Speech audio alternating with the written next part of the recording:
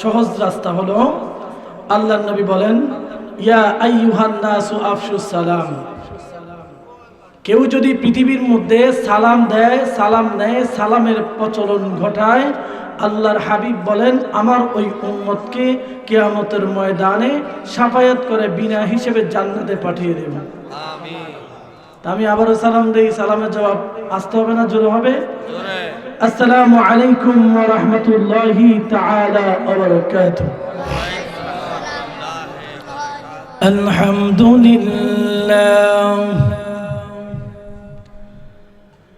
আলহামদুলিল্লাহি রাব্বিল আলামিন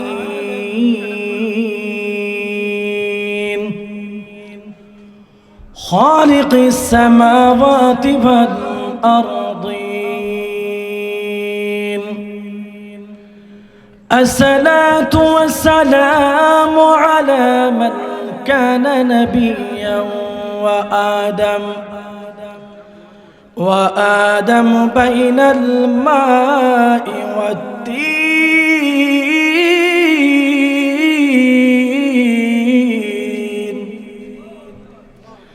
وسيدنا ونبينا وشفينا وحبيبنا ومولانا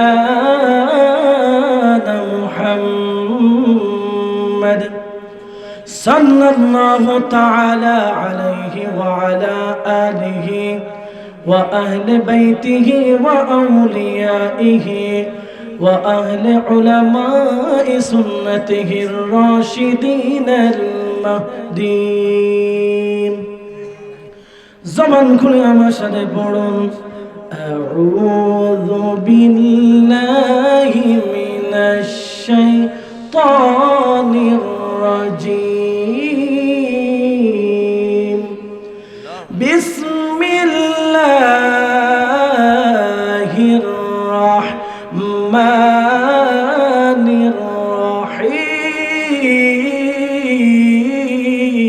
الرحيم لقد كان لكم في رسول الله أسوة حسنة لمن كان يرجو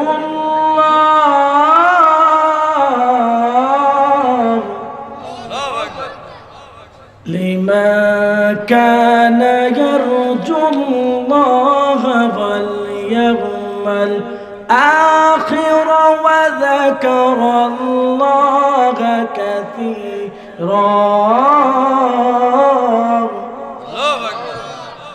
وذكر الله كثيرا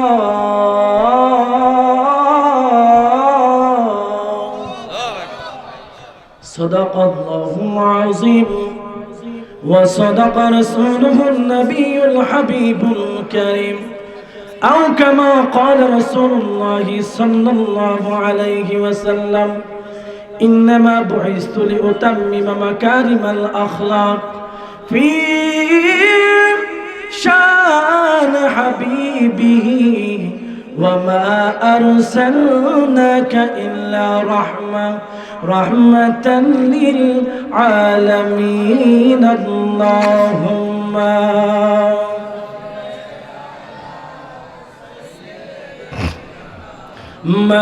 مولانا محمد وعلى آله سيدنا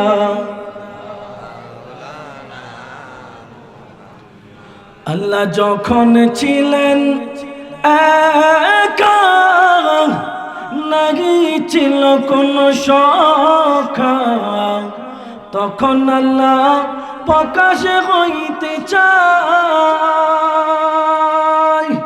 কুদরতের নূর হইতে খোদা হাবিবে নূর করিলেন জোদা জোশ মারিলেন এশিকের দরিয়ায় গো সময় যায় পড় দরুদ নবী মুস্তাফায় আল্লাহুম্মা মোহাব্বতে مولانا وعلى آل سيدنا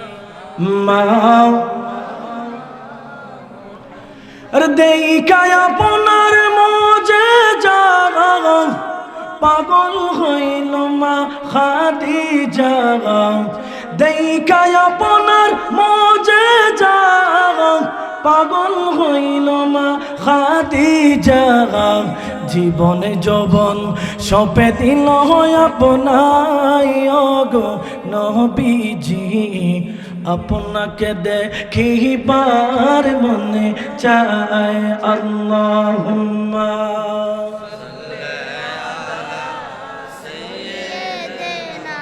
মাওলানা ওয়া আলা আলি সাইয়্যিদিনা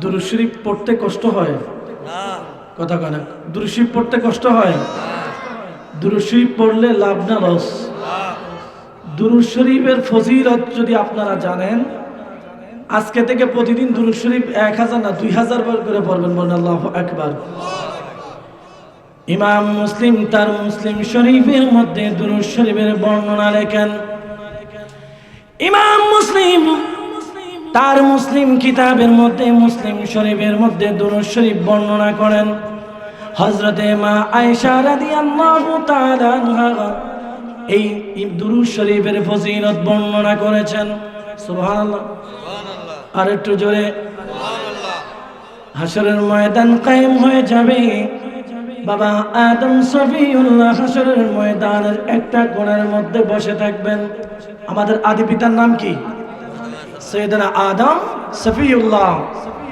হযরতে আদম সফিউল্লাহ হাশরের ময়দানে একটা কোণার মধ্যে গিয়ে বসে থাকবেন আর ফেরেশতারা আল্লাহর একজন বান্দাকে ডান্ডা বেড়ি পড়িয়ে শিকল পড়িয়ে জাহান্নামের দিকে নিয়ে যাবে আদম সফিউল্লাহ ডাক দিয়ে বলবে হে আল্লাহর ফেরেশতারা তোমরা এই আল্লাহর বান্দাকে কোথায় নিয়ে যাচ্ছ ফেরেশতারা জবাব দিবে ইয়া নবী আল্লাহ ওগো আল্লাহর নবী এই আল্লাহর বান্দাকে আমরা জাহান্নামের দিকে নিয়ে যাচ্ছি কোথায় কথা বলেন কোথায়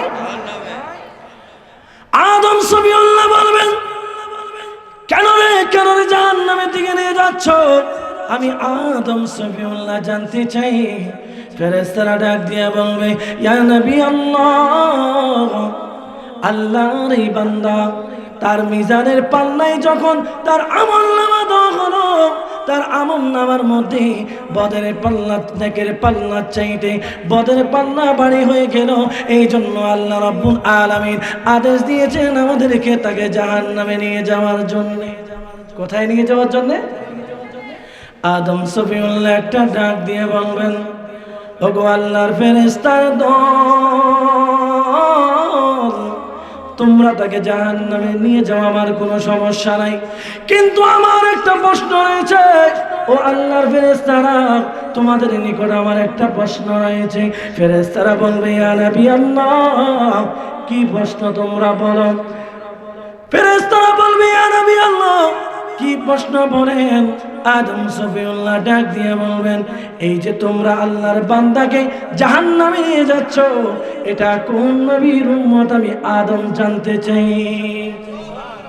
তোমরা তাকে জাহান্নামে নিয়ে যাও তাতে আমার কোনো সমস্যা নাই কিন্তু আমি আদম সফিউল্লাহ জানতে চাই এটা কোন নবীর উম্মত উচ্চ আওয়াজে বলেন আল্লাহু আকবার ফেরেশতারা ডাক দিয়ে বলবে ও নবী আল্লাহ এটা আখেরি জামানার নবী রাহমাতুল লিল আলামিন নবীর উম্মত এই কথা শোনার সঙ্গে সঙ্গে বাবা আদম সফিউল্লাহর চোখ দিয়ে পানি টপ টপ করে হাশরের ময়দানে পড়বে তিনি একটা চিৎকার দিয়ে বলবেন ইয়া মুহাম্মাদ ইয়া মুহাম্মাদ এই কথা বলার সঙ্গে সঙ্গে আপনার আমার কলিজা টুকরা নবী দু জাহানের বাদশা নবী সরকারে দো আলম রাহমাতুল লিল আলামিন নবী বাবা আদম সফিউল্লাহর সামনে হাজির হয়ে যাবে আর একটু জোরে বলেন সুবহানাল্লাহ আমার নবী বলবেন ইয়া বাবা আদম ইয়া নবী আল্লাহ আপনি কি আমাকে ডেকেছেন? আদম সফিউল্লাহ বলবেন, হ্যাঁ ও আমার সন্তান, ও রাহমাতুল লিল আলামিন, আপনাকে ডেকেছি একটা কারণ হলো এই ফেরেশতারা আপনার একজন উম্মতকে জাহান্নামের দিকে নিয়ে যাচ্ছে। আপনি কোথায়? আমার নবী বলবেন, আমি আমার গুনাহগার উম্মতকে হাউজে কাউসারে পানি খাওয়াইতে ব্যস্ত ছিলাম। কি খাওয়াইতে ব্যস্ত? হাউজে কাউসারের পানি। আদম সফিউল্লাহ বলবেন, এই জন্য আপনাকে ডেকেছিলাম। আপনি ফেরেশতাদেরকে জিজ্ঞাসা করেন, কেন আপনার উম্মতকে আপনাকে না জেনে জাহান্নামের দিকে নিয়ে যাচ্ছে? আমার নবী একটা ডাক দিয়া বলবেন, এ ফেরেশতারা, কেন রে কেন রে কেন রে আমার উম্মতকে জাহান্নামের দিকে নিয়ে যাচ্ছ? ফেরেশতারা ডাক দিয়া বলবে, ওগো রাহমাতুল লিল আলামিন, আপনার এই উম্মতের আমলনামা মিজানের পাল্লায় যখন দেওয়া হলো, ইয়া রাসূলুল্লাহ, আপনার উম্মতের আমলনামা মিজানের পাল্লায় দেওয়ার পরে মিজানের পাল্লার মধ্যে নেকের পাল্লা চাইতে বদের পাল্লা বাড়ে। এই জন্য আল্লাহ রাব্বুল আলামিন আমাদেরকে আদেশ দিয়েছেন তাকে জাহান্নামে নিয়ে যাওয়ার জন্য। কোথায়? কথা বলে না কোথায়? না না না না, আমি রাহমাতুল লিল আলামিন নবী আমার গুনাহগার উম্মতের আমলনামা দেখা না পর্যন্ত তাকে জাহান্নামে নিয়ে যেতে দেব না। আরেকটু জোরে বলেন আল্লাহু আকবার। এই ফেরেশতারা মিজানের পাল্লায় চলো, আমার উম্মতের গুনাহ আমি মাফ দেব। উচ্চ আওয়াজে বলেন সুবহানাল্লাহ। ফেরেশতারা ডাক দিয়ে বলবেন, ওগো রাহমাতুল লিল আলামিন, আল্লাহ আদেশ দিয়েছেন এই হাসরের ময়দানে আপনি নবী যা বলবেন আমরা ফেরেশতারা যেন তা পালন করি। আমার আল্লাহ কোরআনের মধ্যে বলেন, আসা আইয়াবআসাকা রাব্বুকা মাকামাম মাহমুদা।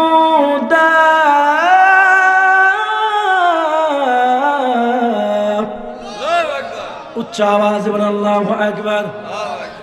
আল্লাহ রাব্বুল আলামিন তিনার চেয়ারের পাশে, কুরসির পাশে আপনার আমার নবীকে মাকামে মাহমুদ দান করবে। ইয়া রাসূলুল্লাহ, আপনি হাসরের ময়দানে যা বলবেন আমরা ফেরেশতারা তাই পালন করব। এজন্য শায়ের লিখলেন, মুহাম্মদ মুস্তাফা সাল্লাল্লাহু আলা, তুমি বাদশার বাদশাহ কামলিওয়ালা। বলেন, মুহাম্মদ মুস্তাফা সাল্লাল্লাহু আলা, তুমি বাদশার বাদশাহ কামলিওয়ালা। তরানে ওয়ালা নবী, বাঁচানে ওয়ালা। ঠিক না? আমার নবী যা বলবেন হাসরের ময়দানে আল্লাহ তাই পালন করবেন। কোরআনের মধ্যে বলেন আল্লাহ তাআলা আমার নবীর শানে কোরআনের মধ্যে বলেন, ওয়াজাদাকা দাল্লান ফাহাদা। আপনি নবী যতক্ষণ খুশি হবেন না আমি আপনাকে খুশি করতেই থাকবো। আমার বন্ধু, আমার আল্লাহর হাবিব বলেন, ইয়া রব্বুল আলামিন, আপনি আমার গুনাহগার উম্মতকে একটা উম্মতকেও জাহান্নামে দিতে পারবেন না। সবগুলা উম্মত যখন জান্নাতে চলে যাবে আমি নবী তখন খুশি হব। আমার আল্লাহ বলেন, আপনার মনে যা চায় আমি তাই দেব। ওয়ালা সাউফা ইউতিকা রাব্বুকা ফাতারদা। জবান খুলে বলি আল্লাহু আকবার। সময় যেহেতু কম, 1 মিনিটে শেষ করে দেব, একটু মনোযোগ দিয়ে শুনবেন। রাজি আছেন না নাই? মুহাম্মদ মুস্তাফা সাল্লাল্লাহু আলা, তুমি বাদশার বাদশাহ কামলিওয়ালা। পাপে তাপে ভরপুর আধার দুনিয়া, হলো পূর্ণ বেহেশতি নূরে উজালা। মুহাম্মদ মুস্তাফা সাল্লাল্লাহু আলা, তুমি বাদশার বাদশাহ কামলিওয়ালা। বলে ইয়া রাসূলুল্লাহ, আমার নবী চলে যাবেন মিজানের পাল্লায়। গুনাহগার উম্মতের আমলনামা মিজানের পাল্লায় যখন দিবেন, আমার নবী দেখতে পাইবেন আল্লাহ রাব্বুল আলামিন আগে যারাই দিয়েছিল এখনো তাই তার নেকের পাল্লা চাইতে বদরের পাল্লাটা বাড়ে। এই দৃশ্য দেখে আমার নবীর গুনাহগার উম্মত আমার নবীর দিকে তাকিয়ে থাকবেন, আমার নবী উম্মতের দিকে তাকিয়ে থাকবেন। হঠাৎ করে আপনার আমার নবী তিনা জান্নাতি পোশাক মোবারক থেকে একটা কাগজ বের করে মিজানের ওই গুনাহগার উম্মতের নেকের পাল্লার মধ্যে দিয়ে দেবে। কি দিবেন? একটা কাগজ জান্নাতি পোশাক থেকে বের করে ওই গুনাহগার উম্মতের নেকের পাল্লার মধ্যে দিয়ে দিবেন। নেকের পাল্লার মধ্যে যখন দিবে সঙ্গে সঙ্গে গুনাহগার উম্মতের বদরের পাল্লার চাইতে নেকের পাল্লা বাড়ি হয়ে যাবে। আর একটু জোরে, উম্মত আমার নবী দিকে তাকিয়ে থাকবেন, দু ফোঁটা চোখের পানি ছাড়তে থাকবেন। ইয়া রাসূলুল্লাহ, ইয়া হাবিবাল্লাহ, নবী গো, ওগো মায়ার নবীজি, ওগো রাহমাতুল লিল আলামিন, আমি ছিলাম জাহান্নামী, আপনি আমাকে জান্নাতি বানাই দিলেন। কারণটা কি? কারণটা কি? কোন কারণে আমি জান্নাতি হইলাম? আমার নবী একটা ডাক দিয়ে বলবেন, ও আমার উম্মত, ও আমার উম্মত, নূরে দুনিয়ার মধ্যে যখন ছিলা, নূরে মদিনা মাদ্রাসার মাহফিল হয়েছিল, ওই মৌলভী পাড়ার মাহফিলের মাঠ প্রাঙ্গণের মধ্যে তুমি উম্মত আমি রাহমাতুল লিল আলামিন নবীর শানে দুরূদ শরীফ পড়েছিলা। ওই দুরূদ শরীফের আমলটা আমি রাহমাতুল লিল আলামিনের কাছে ফেরেশতারা দিয়ে গিয়েছিল।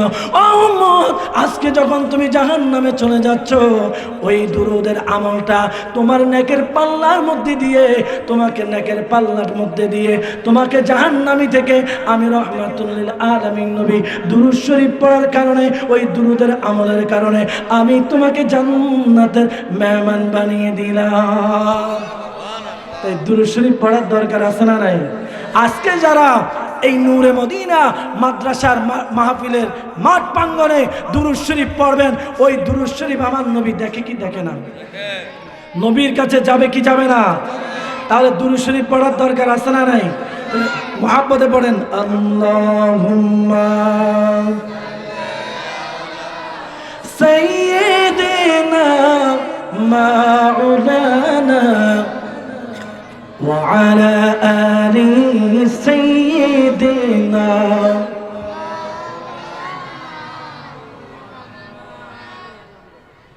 খুশি না বেজার? খুশি না বেজার? তাহলে দুরূদ শরীফ পড়লে লাভ না লস?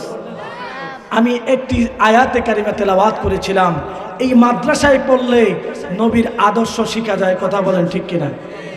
আমি বলেছিলাম আল্লাহ তাআলা কোরআনের মধ্যে বলেছেন, লাকাদ কানা লাকুম ফি রাসূলিল্লাহি উসওয়াতুন হাসানাহ। সুবহানাল্লাহ। আর একটু জোরে বলেন সুবহানাল্লাহ। তে নূরে মদিনা মাদ্রাসায় পড়লে সন্তান কোনোদিন মারামারি করবে, হানাহানি করবে, কাটাকাটি করবে, সিটারি বাটপারি করবে? কারণ হলো এটা মদিনা ওয়ালার মাদ্রাসা। কথা বলেন ঠিক কিনা? আরে কোরআন শেখাও ছেলে মেয়েকে আগে মুসলমান, আরে জান কবজের কালে তোমার হইবে রে আসান। ঠিক কিনা? কোরআন শেখাও ছেলে মেয়েকে আগে মুসলমান,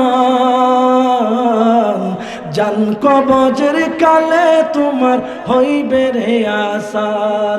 আরে একটি ছেলে আলেমে হলে আরে পড়বে কোরআন মৃত্যু কালে। ঠিক না? আরে একটি ছেলে আলেমে হলে পড়বে কোরআন মৃত্যু কালে, আরে ভেঙে যাবে মধুদ শয়তান থাকিবে রে ঈমান। ঠিক না?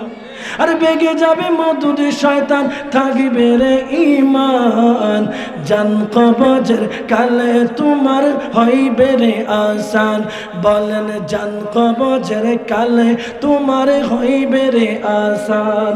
কোরআন শেখাও ছেলে মেয়েকে আগে মুসলমান, কোরআন শেখাও ছেলে মেয়েকে আগে মুসলমান, জান কবজের কালে তোমার হইবে রে আসান, হায় রে জান কবজের কালে তোমার হইবে রে আসান। কথা বলেন ঠিক কিনা? আরো জোরে বলেন ঠিক কিনা? যদি সুন্নি মাদ্রাসায় পড়ান তাহলে আপনার সন্তান যখন, আপনি যখন মৃত্যু সজ্জা হয়ে যাবেন, আপনার সন্তান আপনার পাশে বসে কোরআন তেলাওয়াত করবে, ঠিক কিনা? এই কোরআন দামি কোরআন, এই কোরআন কোনো সাধারণ কোরআন নয়, এটা কোনো গণকের কালাম নয়, এটা কোনো শায়েরের ভাষা নয়। আল্লাহ রাব্বুল আলামিন বলেন ওয়ালা বিকাউলি কাহিনিন ওয়ালা বিকাউলি শাইরিন কলিলাম মা তুমিনুন।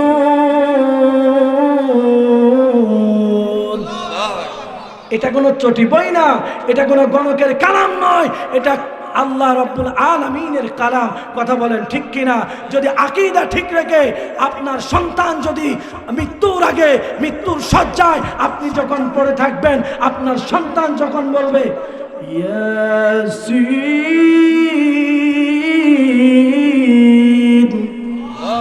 ওয়াল কুরআনিল হাকীম ইন্নাকা লামিনাল মুরসালিন।